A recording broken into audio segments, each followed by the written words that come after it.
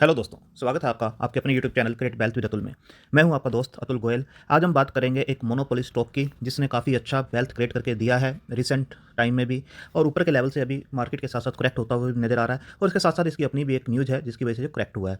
तो किस लेवल के ऊपर इसे खरीदना चाहिए, क्या इसे अभी भी एक करंट मार्केट प्राइस पे खरीदा जा सकता है, या कितना इसके अंदर डाउनसाइड बनता है, क्या रिस्क रिवार्ड रेशो है, और किस टाइप के ट्रेडर्स को इन्वेस्टर्स को लेना चाहिए, और क्या अगेन ये अच्छी वेल्थ क्रिएट करके दे सकता है। तो बात कर रहे हैं हम रेलवे सेक्टर से जुड़ी हुई कंपनी आईआरसीटीसी की, Indian railway catering and tourism corporation limited. सभी ने इसका नाम जो शेयर मार्केट में अच्छी तरह सुना होगा, क्योंकि मल्टी बैगर स्टॉक ये रहा है। इसके बाद हम बात करते हैं इसकी जो मार्केट कैप है। आप देख सकते हैं 59,000 करोड़ के आसपास का है, जो कि एक अच्छा खासा मार्केट कैप है। कोई पेनी स्टॉक नहीं, कोई छोटा स्टॉक नहीं, बट ये जो बिहेव करता है, जो इसका मोमेंटम है, वो एक अच्छे खासे मिड कैप स्टॉक की तरह ही है। अगर करंट प्राइस देखेंगे तो 747 के आसपास का है, और अगर हाई और लो देखें इसका, तो 1280 रुपये के आसपास का हाई है, और अभी कहाँ चल रहा है, ये 747 के आसपास चलता हुआ नजर आ रहा है। तो ऊपर के लेवल से काफ़ी अच्छा करेक्ट हो चुका है। अगर 52 वीक लो देखेंगे तो 308 के आसपास का 52 वीक लो इसका बनता है। अगर आप बात करें स्टॉक की पीई की, तो ये थोड़ा सा प्रीमियम पर जरूर है, क्योंकि जो इस टाइप के स्टॉक होते हैं प्रीमियम पे ही काम करते हुए नजर आते हैं। 108 के आसपास का स्टॉक का पीई है।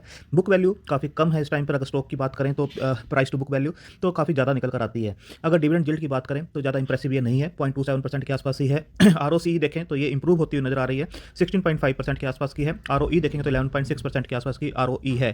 फेस वैल्यू अभी स्टॉक जो है रिसेंटली ही स्प्लिट हुआ है, तो ये फेस वैल्यू पहले 10 की थी, अब निकल कर आती है 2 की। डेट देखेंगे तो 108 करोड़ के आसपास डेट इसके ऊपर नजर आता है। डेट टू इक्विटी रेशियो देखेंगे तो 0.07 का है, जो कि मैनेजेबल है और इससे इजीली मैनेज किया जा सकता है। तो इस पार्ट को हम इग्नोर भी कर सकते हैं। जैसे मैंने बताया, प्राइस टू बुक वैल्यू जो है काफ़ी हाई है, 36.6 के आसपास की प्राइस टू बुक वैल्यू इसके अंदर निकल कर आती है। अच्छी बात है कि इसके अंदर कोई भी जो शेयर जो है प्लज नहीं है। 0% जो है इसके अंदर प्लज की दिखाई देती है। आप देखेंगे 0% है। इंडस्ट्री P108 का इसके अंदर है। ईपीएस जो है 6.92 है, जो कि अभी कुछ रिसेंट टाइम में थोड़ा सा इंप्रूव हुआ है, क्योंकि जो रिजल्ट्स आए हैं, अदरवाइज ये इससे भी ऊपर ही दिखाई दे रहा था। अब बात करते हैं जो चार्ट पे जो स्टॉक है किस टाइप से काम कर रहा है। आप देख सकते हैं यहाँ पर स्टॉक जो है इस टाइप से है। अगर 200 डीएमए को हम लगाएं तो स्टॉक का जो 200 डीएमए निकल कर आता है वो है, यहाँ पर आप देखेंगे तो ऑलमोस्ट 703-4 के आसपास का स्टॉक का जो है डीएमए निकल कर आता है। 4 मार्च को अगर आप देख रहे हैं तो 709 का 200 डीएमए है, और स्टॉक अभी 747 के ऊपर काम कर रहा है। तो आप देखेंगे पिछले एक साल में स्टॉक ने जो है जो 200 डीएमए है उसको ब्रेक नहीं किया, और उसके ऊपर ही अच्छा खासा सपोर्ट लेता हुआ हमेशा नजर आता है। तो आप देखेंगे 920-925 के लेवल तक स्टॉक 2-3 बार गया है, और वहीं से करेक्ट होता है और फिर नीचे आता हुआ नजर आता है। 785 का एक सपोर्ट इसका अच्छा खासा बना हुआ था, जो कि इसने अभी रिसेंट टाइम में ब्रेक किया है। तो अब 200 डीएमए के ऊपर ये सपोर्ट लेता हुआ नजर आ सकता है, जो कि 709 के आसपास का है। तो 700-710 के आसपास स्टॉक जो है आता है, तो इसे कम्युलेट किया जा सकता है। स्टॉक क्यों ऊपर के लेवल से करेक्ट हुआ अभी रिसेंट टाइम में, तो उसके ऊपर भी हम बात करेंगे अभी। तो इससे पहले हम बात करते हैं कि रिजल्ट्स कैसे रहे हैं इसके। रिजल्ट्स आप देखेंगे दिसंबर क्वार्टर के जो रिजल्ट्स हैं इसके, आप देख सकते हैं यहाँ पे पिछले दिसंबर में जो था 220 के आसपास का इसका 224 के आसपास का जो सेल्स निकल कर आता था, अब 540 के आसपास का है। अगर क्वार्टर ऑन क्वार्टर भी कंपेयर करें, 405 के आसपास का जो आ रहा था, 540 के आसपास पहुंचता हुआ नजर आ रहा है। इसके बाद अगर ऑपरेटिंग प्रॉफिट्स की बात करें तो वो भी आप देखेंगे कि 95 के आसपास दिसंबर 2020 में था, और अब 279 के आसपास पहुंचता हुआ नजर आ रहा है। और जो पिछले क्वार्टर में 212 के आसपास था, तो आप देखेंगे काफी अच्छा इंप्रूवमेंट इसके अंदर है। अगर क्वार्टर ऑन क्वार्टर भी देखें और ईयर ऑन ईयर भी देखें, तो ऑपरेटिंग प्रॉफिट मार्जिन भी आप देखेंगे तो काफी अच्छे इंप्रूव हुए हैं। 42% जो हुआ करते थे, अब 52 के आसपास काम कर रहे हैं। पिछले क्वार्टर में 52 के आसपास इन्होंने काम किया है, जो कि काफी अच्छे ऑपरेटिंग प्रॉफिट मार्जिन में इंप्रूवमेंट है। और इसके बाद देखें तो नेट प्रॉफिट्स जो हैं, नेट प्रॉफिट्स भी आप देखेंगे तो 78 के जो आया करते थे ये एक साल पहले दिसंबर 2020 में, और लास्ट क्वार्टर में भी देखेंगे 159 तक ये पहुंचे थे, और इस बार इन्होंने 200 को क्रॉस करते हुए 209 के जो प्रॉफिट्स हैं वो दिखाए हैं। तो काफ़ी अच्छा इंप्रूवमेंट इनके रिजल्ट्स के अंदर है, चाहे वो आप सेल्स साइड में लगाइए, और चाहे आप ऑपरेटिंग प्रॉफिट मार्जिन में लगाइए, ऑपरेटिंग प्रॉफिट्स में लगाइए, और चाहे आप नेट प्रॉफिट्स में लगाइए। डेट जैसे मैंने बताया आपको, डेट काफ़ी कम है इस कंपनी के ऊपर। तो इंटरेस्ट पार्ट देखेंगे तो काफ़ी कम ये डेट जो है पे कर रहे हैं, इसके ऊपर इंटरेस्ट पे कर रहे हैं। तो ऑलमोस्ट डेट फ्री कंपनी है, 1-2 करोड़ के आसपास का जो है इंटरेस्ट ये पे कर रहे हैं। इसके बाद देखें ईयर ऑन ईयर कैसे कंपनी ने ग्रो किया है, उसके ऊपर हम बात करते हैं। 2019 से अगर इसे कंपेयर करेंगे तो आप देखेंगे कि जो सेल्स है 1870 करोड़ के आसपास जो चला करती थी प्री कोविड टाइम पर, वो देखेंगे तो 783 इन्होंने क्लोज किया था मार्च 2021 को, और मार्च 2020 में जो क्लोज किया 2264 के आसपास किया था। कोविड का जो टाइम था उससे पहले ये इस लेवल के ऊपर चला करते थे। टीटीएम भी देखेंगे तो 1527 के ऊपर पहुंचते हुए नजर आ रहे हैं। तो आप देखेंगे कि सेल्स कहीं ना कहीं धीरे धीरे, क्योंकि अभी एक क्वार्टर हो रहा है, तो उसमें भी अगर इंप्रूवमेंट आती है तो कहीं ना कहीं प्री कोविड लेवल को टच करते हुए नजर आएंगे। ओपीएम परसेंटेज देखिए, यहाँ पे मार्च 2019 में 20% के आसपास ये काम किया करते थे, मार्च 2020 में 21%, और अभी टीटीएम में देखेंगे तो 49 के आसपास ये काम काम करते हुए नजर आ रहे हैं। जो मार्च 2021 क्लोज किया वो 24 के आसपास क्लोज किया था। तो ऑपरेटिंग प्रॉफिट मार्जिन्स भी प्री कोविड लेवल से ऊपर चलते हुए नजर आ रहे हैं। अगर ऑपरेटिंग प्रॉफिट्स की हम बात करें तो ऑपरेटिंग प्रॉफिट जो है प्री कोविड लेवल पे 383 के चलते थे, और अभी मार्च 2021 जो क्लोज किया है वो 190 के आसपास था। मार्च 2020 की बात करें प्री कोविड में तो 703 के आसपास जो थे, अभी टीटीएम में देखिए 747 के आसपास पहुंचते हुए नजर आ रहे हैं। यानी ऑपरेटिंग प्रॉफिट्स में जो प्री कोविड लेवल है उसको ये टच कर चुके हैं, ऑपरेटिंग प्रॉफिट मार्जिन को क्रॉस कर चुके हैं। और नेट प्रॉफिट्स की अगर हम बात करें तो 309 करोड़ का जो नेट प्रॉफिट से दिखाया करते थे, मार्च 2020 में भी 513 के आसपास का दिखाया, प्री कोविड लेवल की बात कर रहा हूं मैं।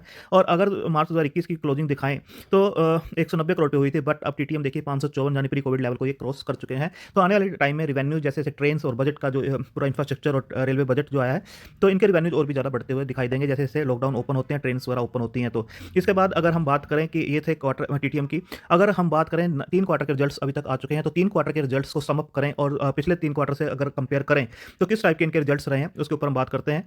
तो आप देखेंगे ये मैंने 9 मंथ्स के जो है यहाँ पर रिजल्ट्स लगा रखे हैं। आप देखेंगे यहाँ पर 9 मंथली, तो 9 मंथली का मतलब है अगर 3 क्वार्टर को सम अप करें तो ये कहाँ पर दिखाई देते हैं, दिसंबर 20 और दिसंबर 21 तक के।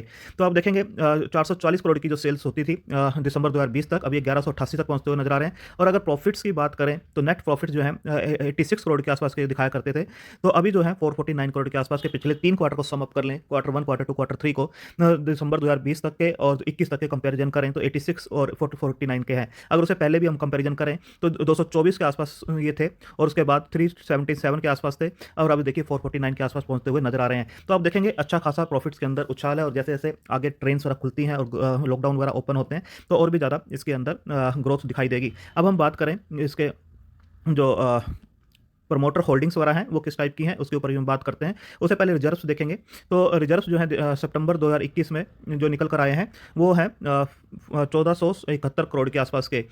बोरिंग देखेंगे तो 108 के आसपास की, उससे पहले जो कंपनी थी बिल्कुल ही जो है डेट फ्री कंपनी थी, आप देख सकते हैं 0 के आसपास का इसके अंदर दिखाई दे रहा है।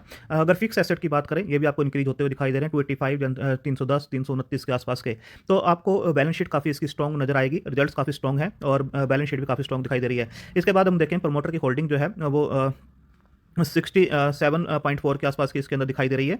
आप देख सकते हैं एफआईए की होल्डिंग जरूर यहाँ पे रिड्यूस हुई है, 8.17 अगर देखें वहाँ से 7.06 तक है, यानी 1% के आसपास का रिड्यूस हुआ है। अगर डीआई की भी होल्डिंग देखें तो यहाँ पर रिड्यूस होती हुई नजर आ रही है। पब्लिक के पास जो स्टेक इसका 20.86 के आसपास का भी स्टेक नजर आ रहा है। प्रमोटर की होल्डिंग स्टेबल है, एफआईए जैसे पता है माल बेच रहे हैं तो उसके अंदर रिड्यूस हुआ है 1% के आसपास का, और एफआई की डीआई की तरफ से भी जो है इसके अंदर सेलिंग हुई है। पब्लिक के पास अच्छा खासा इसके अंदर स्टेक बढ़ा है, 20% के आसपास है 14% से।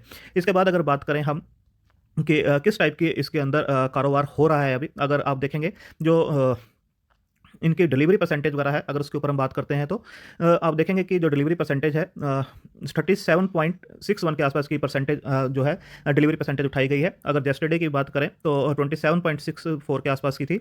अगर बात करें एक वीक की एवरेज की तो 33.83 के आसपास की है, और 1 मंथ की एवरेज जो है 29.56 के आसपास की है। तो आप देखेंगे यहाँ से डिलीवरी परसेंटेज जो है इंप्रूव होती हुई नजर आ रही है, 37.61 है जो कि पहले 29.56 के आसपास की रहती थी। और अब देखेंगे काफ़ी हैवी वॉल्यूम्स के अंदर इसके अंदर काम हुआ, शेयर डाउन आया और हैवी वॉल्यूम्स के अंदर काम हुआ है, तो ये थोड़ा सा और नीचे जाता हुआ आपको नजर आ सकता है 710 के आसपास। बट इसके अंदर ग्रोथ काफ़ी अच्छी है, जिस हिसाब से ये गिरता है उसी हिसाब से ये आगे मोमेंटम के साथ ही शेयर बढ़ता हुआ भी नजर आता है। अभी कुछ दिन पहले भी ये इसी टाइप से गिरा था, उसके बाद इंप्रूव भी उसी हिसाब से हुआ था। अगर हम बात करते हैं कि इसके अंदर जो न्यूज़ है किस वजह से गिर रहा है, तो जो गवर्नमेंट है उसकी तरफ से ये न्यूज़ थी कि this news has been created, आप देख सकते हैं डेलमा विद इन द इन्वेस्टर्स। आप ये पूरी न्यूज़ देख सकते हैं यहाँ पर, ये जो न्यूज़ है जो 2S बुकिंग्स जो ओपन हुई हैं उसकी वजह से ये शेयर पे थोड़ा सा इफेक्ट है, और उसका जो बताया जा रहा है कि जो इनकी इनकम है, total income is expected to decline by, देख सकते हैं यहाँ पर कि 6 to 8% के आसपास का डिक्लाइन उसके अंदर हो सकता है, और ईपीएस पे भी इसका 12 से 15% का असर हो सकता है। और जो टोटल टिकटिंग रिवेन्यू है इससे 15 से 20% का ड्रॉप हो सकता है, और नॉन टिकटिंग रिवेन्यू जो है 15% के आसपास का ड्रॉप हो सकता है। नॉन टिकटिंग मतलब जो इनकी कैटरिंग सर्विसेज वगैरह है यहाँ पे इसका इंपैक्ट आ सकता है। बट 700 के आसपास अगर शेयर आता है तो बिल्कुल इसे कम्युलेट करना चाहिए, क्योंकि जितनी भी नेगेटिव न्यूज़ है इसके अंदर जो है फैक्टर्ड इन होती हुई नजर आएंगी।